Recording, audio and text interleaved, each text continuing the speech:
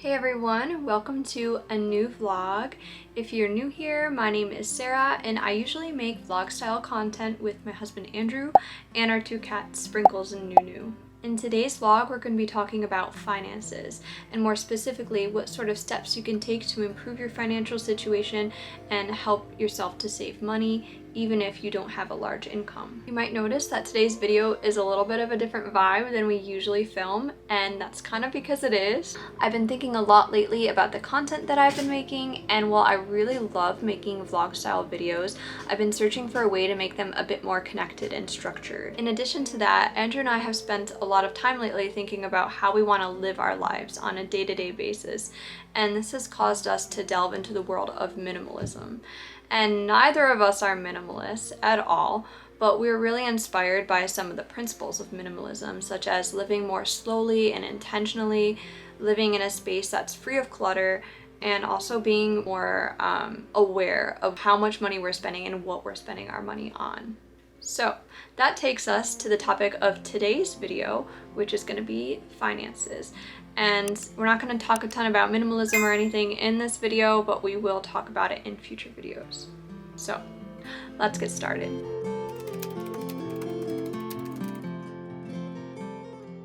We now have Andrew here. Hello everyone. I am now here, awesomely making the video better. Andrew was mowing the lawn while I was doing the first part, so he's here now. So basically what's been going on is we want to achieve certain goals, but those goals cost money, and we have been doing a really bad job at saving money. And so we decided to take a look at our finances, see where our money is going, and figure out how to fix it. We're going to give you 2 steps that we've taken, plus some tips and tricks that we've utilized to help us reach our financial goals. And the first step to do that is to reassess what we're spending our money on. So basically, we went through everything we were spending money on. Our utility bills, our rent, our grocery bills, our subscriptions, and we wrote it all down and tallied it up and looked at that compared to our income each month. We are going to start doing some calculations, and we're going to start with our bills. So for this, we just put all of the bills that we have each month. We included rent, utilities, phone, car insurance and payments, everything. So you're going to want to think of every bill you have each month, and we're using Excel. So in the first column, we have our bills, and then in the second column, B, we have all of the prices. So our total bills come to $2,186.50 each month. So that's great. It's a lot of money, but yeah, I mean, we are lucky with our rent. So that's Yeah. one spot we're lucky. Most people have to pay a lot more in rent than us. Yeah. So I mean, for us and what we're making, it's a lot of our income. So yeah.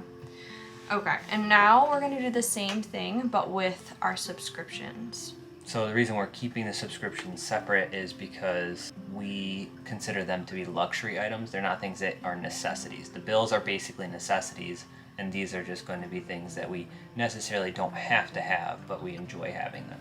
Yes. So we have a lot of subscriptions that we have, and I mean, Yeah. I could even be missing something. We'll find out the next time that we get a bill on our credit I mean, card. we went through the credit cards Yeah. and the bank statements to see like what things are revolving charges every month. So I think we got everything. I think it's all there. So now we're going to add all of this up the same way, highlighting it to the bottom row, and then pressing this E button. And that is $229.89 every month on subscriptions. It's a good chunk of money just for luxury things, really. Yes, that's crazy. Like, that's crazy. And the final category that we're going to include on here is groceries. Obviously, that's kind of like a bill, but we have that separate because we realized that we were going to the store a lot and we were not keeping track of how much money we were spending every single time we went. Yeah, we wouldn't stick to the idea of how much we were supposed to be budgeting every week for it. Yeah, so we wanted a budget around I don't even know what our budget was. 125 was our budget. Yeah. We wanted a budget around 125. So, but when we were looking at the figures on the credit card, we were going to the store spending $100 to $125, and then other times throughout the week we would go and make quick trips because we wanted like a specific thing, like, oh, we're really craving cereal or ice cream or something, and we'd spend another $15 to $20 to $30, $40 each time we went to the store. So we were spending closer to like $150, $160 a week on groceries. Or more. Some weeks we would go, multiple times throughout the week, and it was probably pushing a couple hundred every week. Yeah. So I'm just gonna estimate it around 150 on average. I don't know. So that's a lot of money.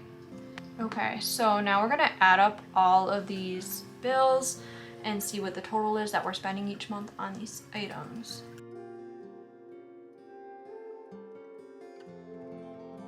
That's a lot. Our grand total is $2,566.39.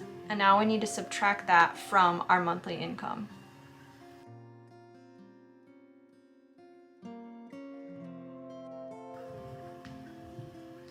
Okay, so we're left with $1,333.61 per month to use for savings or an extra, and I can tell you right now, most of that is being used towards extra stuff. Yeah, oftentimes, there are things that come up that you don't really think about, like going out to eat with friends. We made a little mistake, and we need to edit our monthly costs. So for the groceries... By mistake, we mean grave error. Yeah, these numbers didn't make any sense when we got to thinking about it, with specifically this amount left, and a large portion of it is because of groceries. So this is a weekly charge. Yeah. So if you multiply it times 4, it's going to show you what the actual monthly bill is. So. Could you imagine only spending $150 a month on groceries? Oh my gosh. So more accurately, it's $600 per month, and then this one's gonna have to be adjusted for this one. There we go. So that's more accurate. Okay, I was like, there's no way we were spending $1,300 a month on random stuff, but I mean, $883 isn't much better, but no, but that helps to understand how those extra costs of $40 for lunch here, or a present for $50 present for somebody there, can really chew into the amount of money you have left over for savings. Yeah, for sure. So this $883 is the actual amount that we have remaining, and as we mentioned before, a large portion of that would be chewed up in other activities. So after assessing where our money is going, the second step is figuring out what things can we cut back on to save money.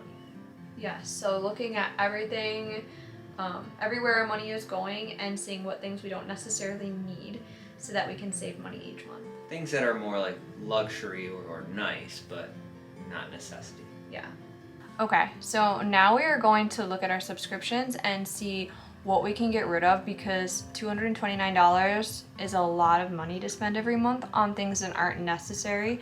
Some of these things I do use on a daily basis for filming and editing videos and stuff with my website, so I can't get rid of them, but a lot of them we don't need. Yeah. So we're gonna have to take away some of them. We're gonna show you what we've decided to cut out. So the first thing is Amazon Prime. It's nice having that 2-day shipping, but we don't really need to be buying things on Amazon.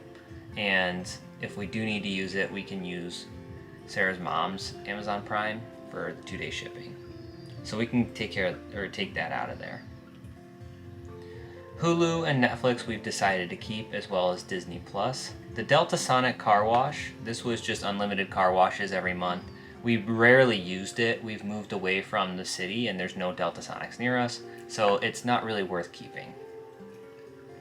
The gym membership was $60 a month. It's nice to have access to the gym, but we've decided to just opt for working out at home and doing just body weight workouts and cardio workouts at home. So we're gonna cut this out. Yeah, there's so many free workouts online, and we're more motivated to work out at home because we don't have to leave the house. We can work out on our lunch break. I feel like we're a lot more consistent. Definitely. So I don't want to cut out our workouts. I just want to cut out the gym membership. Absolutely. the sunscreen was something that you were buying. Yeah, it was a makeup that had sunscreen in it. I have a ton of them because I don't go through them fast enough, so that's not something I need right now. Canva, I do need. An Epidemic Sound, I do need. MailChimp, I don't need. I'm not using that. Neither the Later app either. And Bluehost I use, Yoast I use, and the Laundress I do not use. So cutting all of that out dropped this down. So it was $229 before, and now it's down to $90.56. So that's a lot of savings. Yeah, that's like $140, sorry. Wow. Just there, by cutting that out. $140 per month, which brings our savings up to $1,022, and it was at $830 before. So it just shows you, we could really save quite a bit of money just by cutting out a few of those subscriptions that we're not even really using. So, yeah, that's amazing. Yeah, definitely. It's a really big help. The last thing we're going to talk about is some tips and tricks on how to help shave off some of the money you're spending every month. Obviously, there's certain things you need to spend money on, and you can't always cut corners, but there are some tricks that we use that are helping us a lot. Okay, so for tips and tricks, we don't have that many because we are not very good at saving money yet. That's the tip! So in addition to going through our subscriptions and getting rid of things we don't necessarily need, another thing that I am doing is really thinking about the random spending that I do on a monthly basis, because I want to keep as much of this $1,022 of savings that I can. And I think that getting rid of Amazon Prime is a big help for me, because I'm so tempted to just click the buy now button whenever I want something, because we don't make a lot of money, but we have enough money where if I want to buy a book, I could just go on Amazon and just buy a book. Yeah. It's just that's preventing me from saving money. I have the money to buy things, but I'm not having any savings. So getting rid of the Amazon Prime is a huge help to me. And I know that a lot of people use this 24-hour rule, which is basically before you make a purchase, usually a bigger purchase, you wait 24 hours to think about it. But that does not work for me because I always still want it after 24 hours. So when I am going into a mode where I know I need to save a lot of money, or I really need to knuckle down and get my finances in order, I make a rule for myself that I try really hard not to buy anything unnecessary. And obviously this isn't something sustainable. It's not something I'm going to do forever. But when I want to make sure I'm hitting my goals with my finances, I need to do something like that for myself, because I have such a hard time controlling my spending, because I like to buy nice things. I like to buy expensive things, and I have a hard time controlling myself when you can so easily buy stuff online, especially with, those apps like, I don't even know what they're called, where you can pay in chunks. So like it divides the payment into four. Affirm, and so, Affirm Afterpay. and Afterpay. So like, I'm like, oh, I could buy this expensive item and just pay over time. And that's very dangerous. So I'm not doing any of that anymore.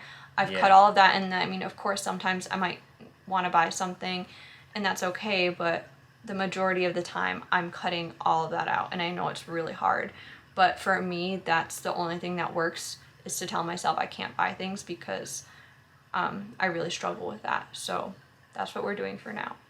I think for me it's more so like getting food. Yeah, I think that's my biggest thing. Like I don't really get the urge to go online and buy stuff, but like I very consistently want to get food out, like have dinner or something, or go to the store and get food, like when we were talking earlier about running to the store multiple times a week. A lot of times that's probably my fault, because like I want something, so I'll end up going to the store, and then when I'm there I'm like, oh well, I also need this and I also need that, and then so I end up spending a lot of money. So for me it's going to be kind of controlling those urges to go out and just trying to save money and using the food that we have in the house. We have made a rule that we can only go grocery shopping once a week unless it's like an actual emergency and we absolutely need something. But we try really hard to only go once a week. And to do this, we plan our meals like before we go grocery shopping. Yes. And this will keep your list organized of the groceries that you need. You know how many meals to get you through the week and what to buy for those meals, and you're not going to be buying excess. Yeah, definitely helps cut down on all those extra things. Yeah. That was always my problem. I would always throw lots of extra things in the cart. I know. So planning ahead is definitely really helpful. And trying to stick to your list if possible, as much as possible. Yeah, definitely. And to go along with that, preparing your food and vegetables that the produce that you buy to make sure that it stays fresh for longer and isn't going bad will help a lot. So I can make a video on this in the future of how to like properly store fruits and veggies just to keep them fresh longer. But we were throwing out so much food, and we're both, I mean, I've struggled with this, but I don't want to be that person. I really care about eating the food that I'm buying and not wasting it. So Right. That's something that we've really worked on and we've learned about, and that helps a lot with saving money and reducing food waste. Yeah, I think things just get kind of pushed in the fridge and you forget about it. So it's Yeah. important to make sure you're using it and storing it properly. Finally, with regards to food, when it gets towards the end of the week and you're running a little bit lower on food and you're thinking like, oh, I need to run to the store, get something new, or you're craving something, just trying to look in your cupboards and cabinets and seeing what you have on hand that you can make into a meal is really helpful, because you'll be surprised at what you can actually make. Yeah. Because there have been times like I get so lazy, I'm like, oh, we don't have anything made, we need to go to the store to make this new recipe, you know, and then I could have made something delicious. The last week, I think, or it was the week before, I found enough ingredients in the fridge to make a vegetarian chili recipe without going to the store. So Yeah. it's not always possible, but you never know until you actually put effort into looking. So Well, you never realize, like, oh, you know, you've got like different dried goods in the cupboards. Like you got cans of beans and stuff, or you've got like bags of rice, and then you've got like a couple of various vegetables in the fridge, and you can be like, oh, I can throw all this together and have like a medley or something. yeah. So you'd be surprised. Choosing activities that don't cost money Yeah. is really, really helpful. Sometimes it's hard, but Yeah. you can do it. You know, instead of going for a proper full meal, just meet up for coffee Yeah. and just hang out that way. It also depends on what you like to do and what your friends like to do, but like we like to do a lot of outdoorsy things, going for hikes, going for walks around the neighborhood, going biking if you have a bike. You know, stuff like that. That's free. Having a movie night at home, Yeah. instead of going out to the theater where you're going to spend a bunch of money for admission, and then, let's be honest, you're going to buy snacks. Yeah. So you could just go to the store and you could spend the money that you would have spent on admission on snacks and bring it home, and you could have a movie night at home. That's true. Popcorn at the store is a lot cheaper than popcorn at the movie theater. Or candy. Yeah, or The candy. candy's insane. It's like I they know. charge $5 for a little box of it that you can get for 99 cents at the store. So Or like having game nights at home with your friends. Like there's really a lot you can do for free. yeah, Without going out. even if it's not necessarily free, it's probably still cheaper than going out. Like Yeah. if you have a game night, you're probably going to provide some snacks. Everybody can bring something, and it's still cheaper than it would be if you were to go somewhere. Yeah. Okay guys, the camera is dying, so we're gonna have to end this video. We hope that you found some of this information helpful and useful, and we really appreciate you taking the time to watch our video. Yes, and if you have any tips or tricks or things that work for you, feel free to leave it in the comments. Yes. Hit the like, the subscribe, The the little bell. ding bell thing for the notifications, Yes. and have a great rest of your weekend. Yes, we'll see you next week. Goodbye. Bye.